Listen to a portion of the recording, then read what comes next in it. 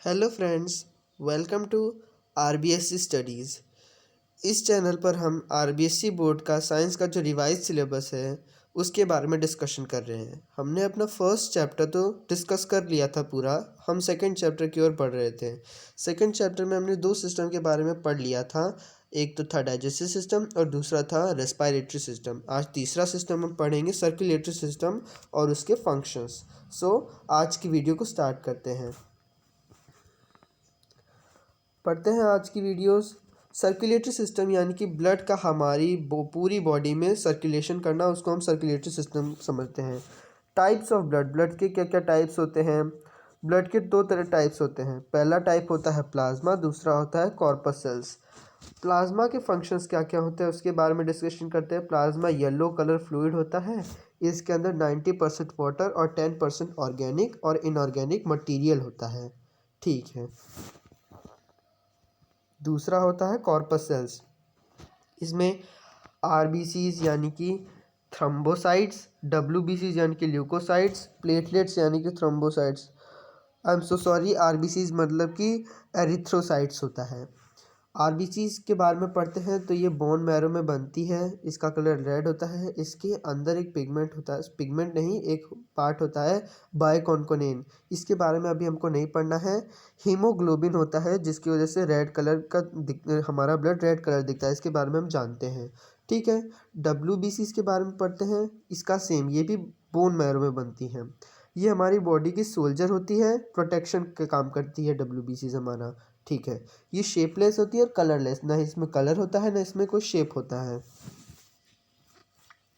Platelets के बारे में अगर हम पढ़ें तो प्लेटलेट्स जो होती हैं वो भी बोन मैरो में बनती हैं। इसका मेन काम होता है ब्लड को क्लॉट करना, इसके अलावा इसका और कोई काम नहीं होता है। ठीक है। अब हम एक एक करके पढ़ते हैं, मतलब कि इसमें डब्ल्यूबीसीज मेन दी गई हैं तो डब्ल्यूबीसीज के बारे में पढ़ेंगे तो ये हमारे बॉडी की सोल्जर्स होती हैं। फर्दर डब्ल्यूबीसी दो पार्ट्स में डिवाइड होती है, ग्रैन्युलोसाइट्स और अग्रैन्युलोसाइट्स। इसकी एक ट्रिक है ग्रैन्युलोसाइट्स की, तो इसके सभी टाइप्स में फिल्स जुड़ा होगा, ऐड होगा। ठीक है। और अग्रैन्युलोसाइट्स में इसके सभी टाइप्स में दाने प्रेजेंट नहीं होते हैं। इसमें दाने प्रेजेंट होते हैं, इसमें दाने प्रेजेंट नहीं होते। एक मतलब कि डिफरेंस है वैसे तो, लेकिन अभी हमारे नहीं आएगा, मैंने लिख दिया है इसको ऐसे ही। ठीक है। अब हमारा अगला टॉपिक है, मतलब कि अग्रैन्युलोसाइट्स तीन तरीके के होते हैं। सॉरी, ग्रैन्युलोसाइट्स तीन तरीके के होते हैं और अग्रैन्युलोसाइट्स दो तरीके के होते हैं। ग्रैन्युलोसाइट्स के बारे में पढ़ते हैं तो इनके तीन नाम हैं, एसिनोफिल्स, बेसोफिल्स, न्यूट्रोफिल्स। तो हम देख सकते हैं फिल्स फिल्स फिल्स आखिरी में लिखा है, तो ये ग्रैन्युलोसाइट्स हैं। और अग्रैन्युलोसाइट्स के नाम है लिम्फोसाइट्स और मोनोसाइट्स। ग्रैन्युलोसाइट्स के बारे में पढ़ते हैं तो ये फ्यूकोसाइटिक, तीनों फ्यूकोसाइटिक होती हैं। ठीक है। जो एसिनोफिल्स होती हैं वो एसिडिक मीडियम की होती हैं, बेसोफिल्स बेसिक मीडियम की होती हैं और न्यूट्रोफिल्स न्यूट्रल होती हैं। हम इनमें से दो को तो नाम से पहचान सकते हैं कि बेसोफिल्स बी यानी कि बेसिक, न्यूट्रोफिल्स एन यानी कि न्यूट्रल, और जो बचा हुआ एसिनोफिल्स वो होगा एसिडिक। ठीक है। ल्यूकोसाइट्स भी फिगोसाइट्स होती हैं और मोनोसाइट्स भी फिगोसाइट्स होती हैं। अब फिगोसाइटिक का मतलब क्या होता है? इंगल्फ फॉरेन बैक्टीरियाज, जो फॉरेन यानी कि बाहर से आए हुए जो बैक्टीरियाज है, जो अननोन बैक्टीरियाज है, उनको इंगल्फ यानी कि निगल लेना, इसको कहते हैं फिगोसाइटिक। ये सारे फिगोसाइटिक हैं और डब्ल्यूबीसीज के बारे में हम जानते हैं कि हमारी बॉडी की प्रोटेक्शन करती है, तो ये भी एक तरीके से इंगल्फ करके हमारी बॉडी को प्रोटेक्ट करेगी। अब बढ़ते हैं आगे ब्लड ग्रुप्स पे। तो हम जानते हैं कि ब्लड ग्रुप्स चार तरीके के होते हैं। ठीक है। चार तरीके के होते हैं तो ए, एंटीजन और एंटीबॉडी। ए का एंटीजन होता है ए और एंटीबॉडी होती है बी। बी का एंटीजन बी होता है और इसकी एंटीबॉडी होती है ए। ए बी का एंटीजन होता है ए बी और ए बी का एंटीबॉडी होता है नील। नील का मतलब इसमें एब्सेंट होता है। ओ का मतलब होता है एंटीजन यानी कि नील, एंटीजन ओ का नील होता है यानी कि इसमें नहीं होता है। ओ का एंटीबॉडी ए एंड बी दोनों होता है। अब इसकी शॉर्ट ट्रिक है, एंटीजन नाम के अकॉर्डिंग आते हैं और एंटीबॉडी नाम के अपोजिट आते हैं। ठीक है। ये शॉर्ट ट्रिक है, अगर आपको समझ में ना आए तो ऐसे। R H factor, R H factor का मतलब हम समझेंगे रेसस फैक्टर होता है। इसका फुल फॉर्म तो ये होता है 85% human R H positive, 15% human RH negative. अब इसका क्या मतलब हुआ कि 85% पॉजिटिव 15% नेगेटिव? तो इसका मतलब ये है कि जैसे कि पूरे वर्ल्ड में 100% पॉपुलेशन, ठीक है, 100% में से 85 जो लोग होंगे, 85% जो होगा वर्ल्ड की पॉपुलेशन होगी वो होंगे RH पॉजिटिव के, यानी कि उसमें उनमें RH फैक्टर पाया जाएगा। और जो 15% होंगे उनमें RH फैक्टर नहीं पाया जाएगा। इसके बारे में डीप में हम 4th चैप्टर में पढ़ेंगे, एंटीबॉडीज़ के चैप्टर में, एंटीजन्स और एंटीबॉडीज़ के चैप्टर में, लेकिन अभी हमको ये नहीं पढ़ना है। हम अब हमारा मेन टॉपिक चालू होता है यहाँ से, स्ट्रक्चर ऑफ ह्यूमन हार्ट का स्ट्रक्चर। ओनली फॉर एक्सप्लेनेशन, यानी कि एक्सप्लेन करने के लिए हार्ट को स्क्वायर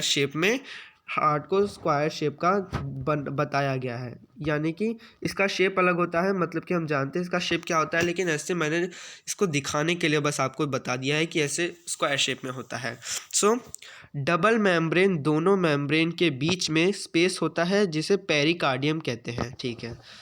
तो हम देख सकते हैं इस डायग्राम में कि एक स्क्वायर है, उसके ऊपर भी एक स्क्वायर है, इन दोनों के बीच में जो स्पेस होती है ना, उसको पेरिकार्डियम फ्लूइड कहते हैं। तो पेरिकार्डियम से जैसे कि अगर हम जानते हैं कि हार्ट की सर्जरी को पेरिकार्डियक सर्जरी कहते हैं, ऐसे जब हार्ट से रिलेटेड होता है उसमें पेरी वर्ड आता ही आता है, ठीक है।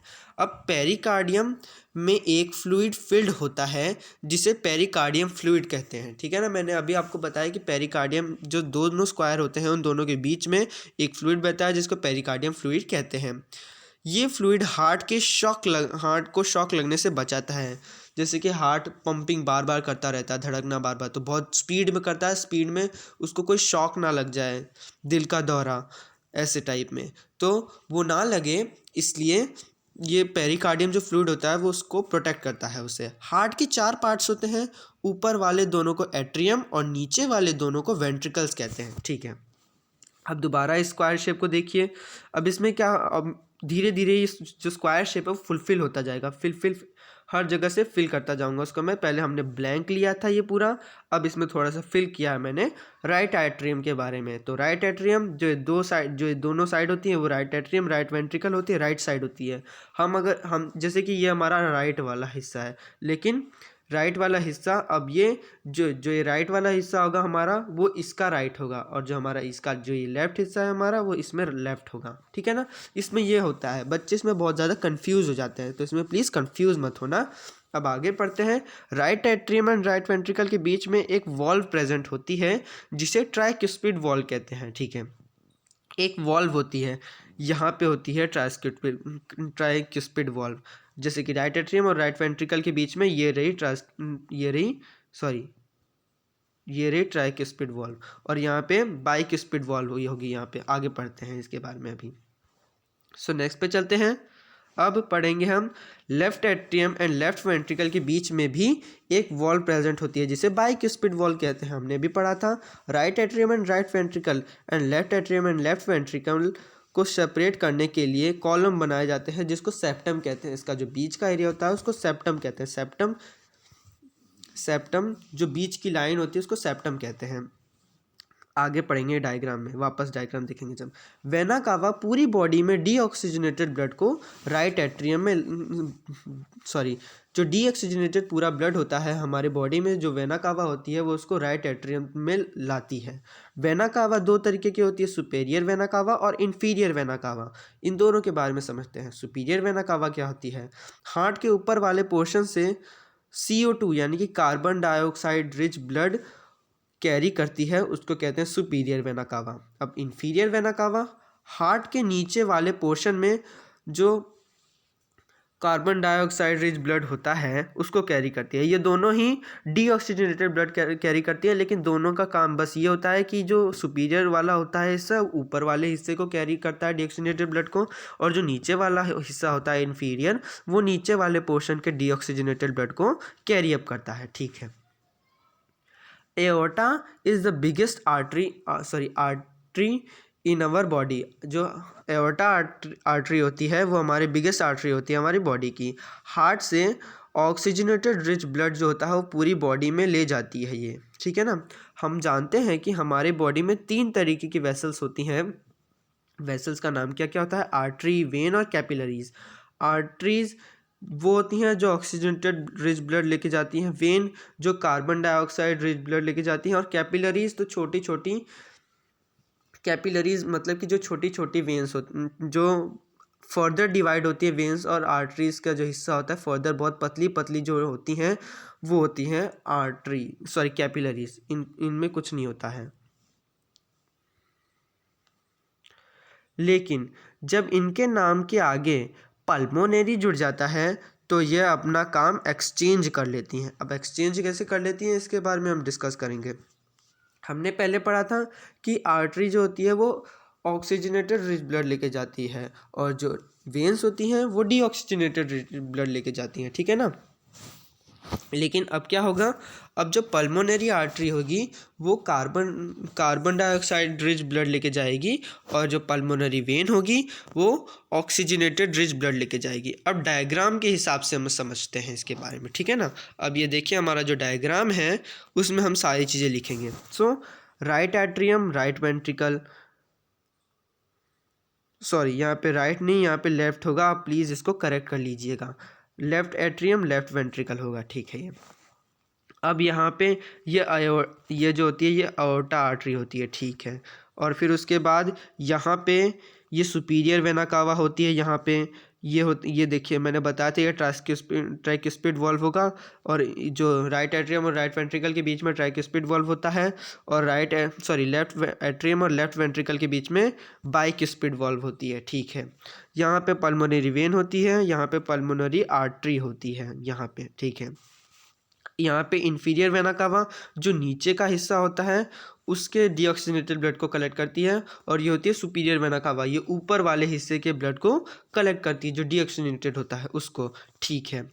पेरिकार्डियम के बारे में हमने पढ़ा था कि पेरिकार्डियम मसल्स होता है, और पेरिकार्डियम फ्लूइड जो इसके अंदर होता है। सेप्टम, ये जो बीच की जो लाइन है उसको सेप्टम कहते हैं, ठीक है, सेप्टम कहते हैं। एक बार पेन से देखते हैं, इसको कहते हैं हम सेप्टम, एक मिनट,